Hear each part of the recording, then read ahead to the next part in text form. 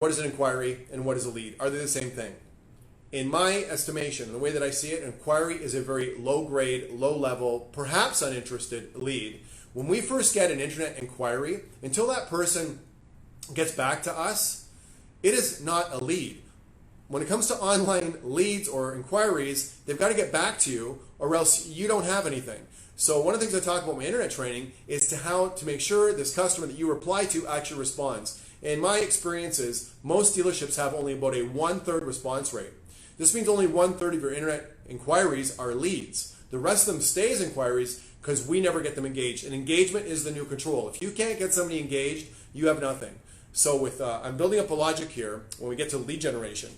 But even with internet inquiries, they got to get back to you, or it's not a lead. They've got to get back to you. The next thing is sales calls. When you take a sales call and you go through the motions and you get the name and number, I hope, and book an appointment. If you book an appointment without a name and number and they don't show up, it was an interested inquiry, but it's not a lead because if they don't show up, you can't chase them.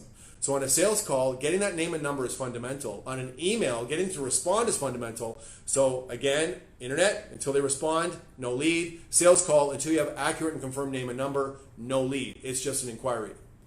Now, ultimately, when somebody finally walks in the building, and I want to talk about this, we're going to talk about how to build up repeats and referrals and feedbacks and networking and social media when you are working these inquiries and these leads. 95% of our business in most dealerships is local to your marketplace. They're considered to be local in-market customers physically.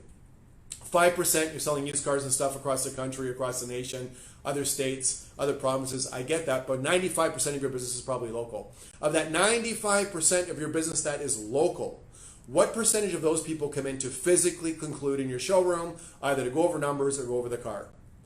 Well, I need to tell you this. It's pretty much 100%. The only people that do not physically conclude in your showroom that are local are family and friends that you've sold multiple vehicles to, and they just call you up and say, hey, Dwayne, we need a blue one.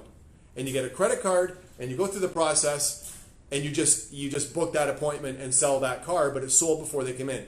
Everybody else walks into the dealership. Now, once they physically walk in, I don't care if it's a repeat referral, feedback network, social media lead, I don't care. There's two things you have to do, or it's not a lead, it's just an inquiry. Some people might buy a car without a test drive. Nobody's ever bought a car without verifying the numbers.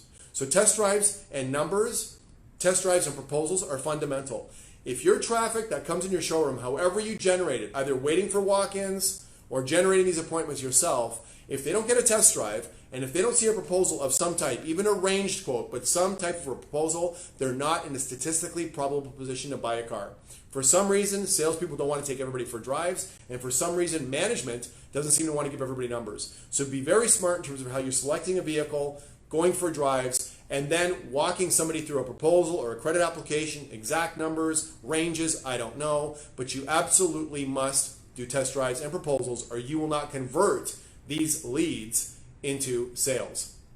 So we want to talk about daily awareness.